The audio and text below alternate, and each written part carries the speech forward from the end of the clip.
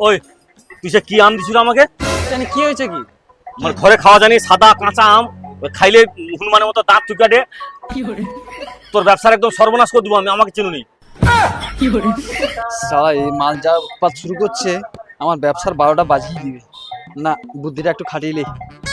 কাই দাদা দেখি। এই যে দেখ।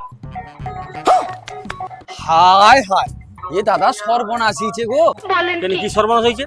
আরে এটা তো বিদেশি আম, সুগার রোগী মনকের জন্য স্পেশাল। একে আমাকে বাইরে অর্ডার দিকে আনিতে হয়। এটা 400 টাকা কেজি। আর তোমাকে না ভুল করে কি দিছি জানো তো? আর তুমি আমাকে এটা ঘুরিয়ে দাও, আর তুমি তোমার পছন্দের আম নিলো। তুই আমাকে বোকা পাইছো নাকি? কেন? এই আমটা কেনার জন্য আমি তো তোকে 100 টাকা দিছি নাকি? হ্যাঁ দাদা, সেবা দিচ্ছ।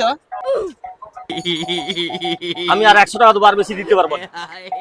দাদা লস হিসাবে আচ্ছা হোক, তুমি আর 100 টাকাই দাও নাইলে।